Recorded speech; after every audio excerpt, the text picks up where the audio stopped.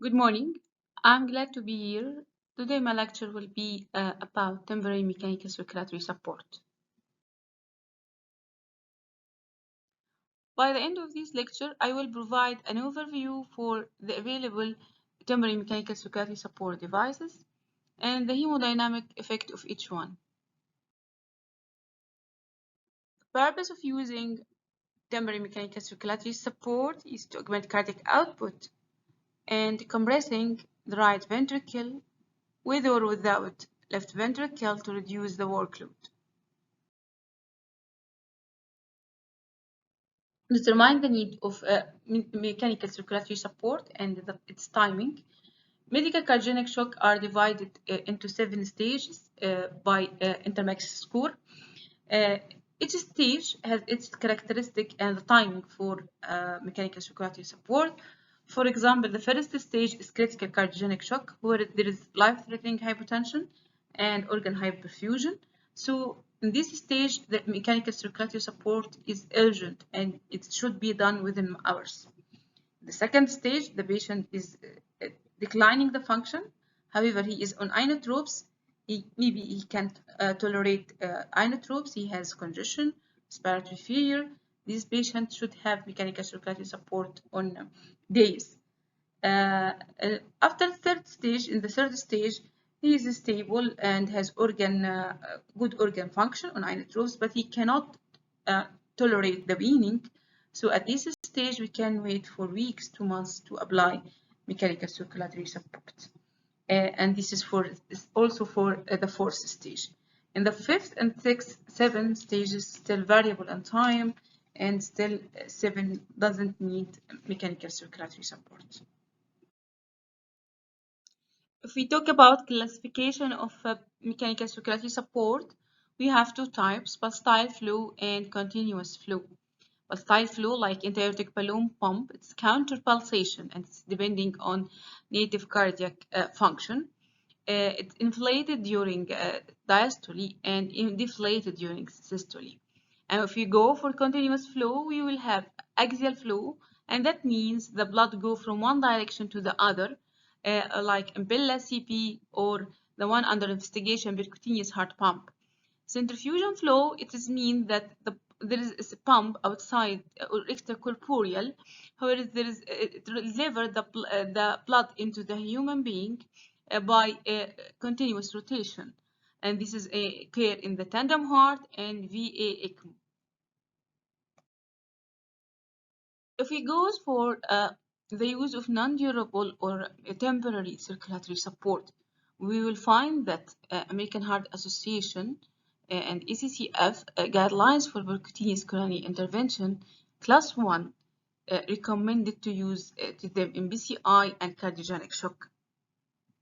2013, the Society of Heart and Lung Transplantation guidelines recommended class 1 to put temporary mechanical support for patients with multi-organ failure. In 2013, also American Heart Association recommended for the management of heart failure class 2A, a bridge to recovery or a bridge to decision for patients with acute profound hemodynamic compromise. I will start with intra-aortic balloon pump, which means counter pulsation, as we have systolic. As we said, we have diastolic pressure augmentation. It decreases the systolic pressure, helping in volume displacement. Timing of the balloon inflation and deflation is very important, as the late deflation or late inflation will affecting the hemodynamics. Shock trial is the largest study done for intra-aortic balloon pump therapy in acute MI complicated by cardiogenic shock today. Compared to medical therapy alone, this study didn't identify any improvement in 30-day mortality or after 12 months with intra-aortic balloon therapy. However, it's still used because it's a more easily implanted device, less time, and there is no other option in some center except intra-aortic balloon. The second device is Impella. It is a family of axial pump. It's positioned through aortic valve, like here, and we can see it will take the blood from the left ventricle to the ascending aorta, so helping to bypass the left ventricle. It's inserted also by a in-cath from the femoral artery, advanced through the descending aorta. This is randomized controlled trial evaluated the safety and efficacy of Impella versus intra-aortic balloon pump in patients with cardiogenic shock and caused by myocardial infarction. And we here demonstrated that this study demonstrated great increase in cardiac index and mean arterial blood pressure, also great reduction in lactate, which is an indicator for good perfusion for us, and neutral effect on mortality with Impella 2.5. Major advantage of axial flow catheter is that flow generated. So this device is independent of heart rate and native cardiac function, not like intra-aortic balloon, which need a native cardiac function to be available and to also need a rhythm so as to be triggered depending on the rhythm or blood pressure. This is multi-center Euroshock registry studied 120 patients receiving the Impella 2.5 for patients with severe cardiogenic shock after failure of conventional therapy.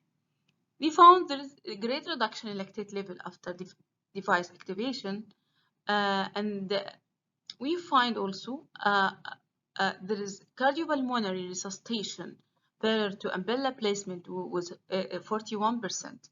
And 30 days mortality will remain high, 64%. The Tandem Heart is an extracorporeal centrifugal flow pump.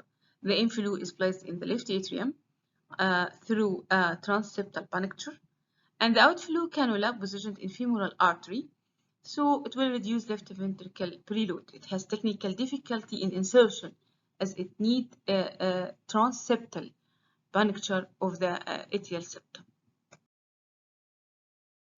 There is a randomized trial done by Thiel and their colleague in the Leipzig Heart Center, where they found that acute myocardial infarction complicated by cardiogenic shock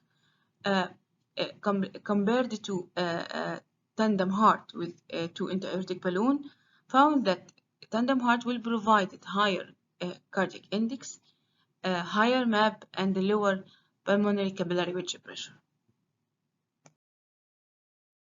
Another trial, randomized trial, with evaluating the safety of Tandem Heart using versus conventional therapy with intra-aortic balloon, done by Beckerhoff. Also, they have increased the incidence of limb ischemia and severe bleeding, with no difference in mortality. 30 days mortality was observed in Tandem Heart group. Another randomized study have similarly showed hemodynamic advantage of the Tandem Heart over the intra-aortic balloon, but with a similar survival. Veno-arterial ECMO, it withdraws the venous blood through the venous cannula, through the centrifugal pump, and return back the blood into the arterial system, femoral artery. It provides gas exchange, good oxygenation, and circulatory support, and is also useful in patients with cardiogenic shock with impaired oxygenation.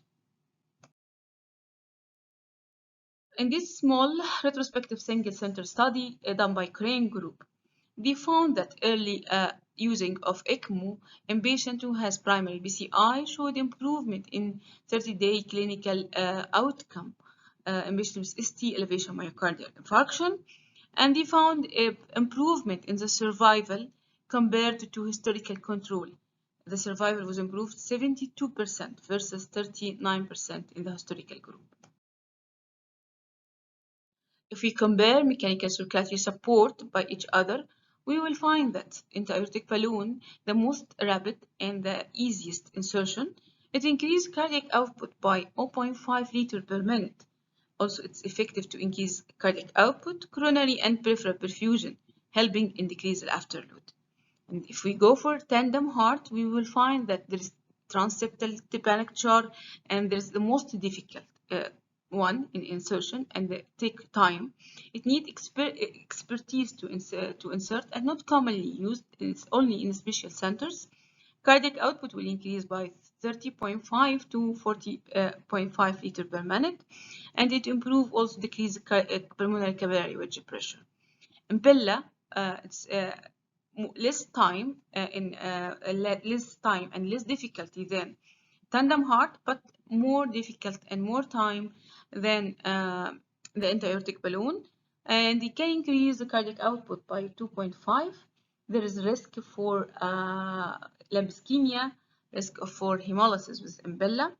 In contrast to ECMO, which decrease less insertion difficulty and more increase in cardiac output, but also the lump ischemia is high, and there is also hemolysis also present. But ECMO will provide good oxygenation for the patient. This reference for more reading. Thanks, and waiting for questions.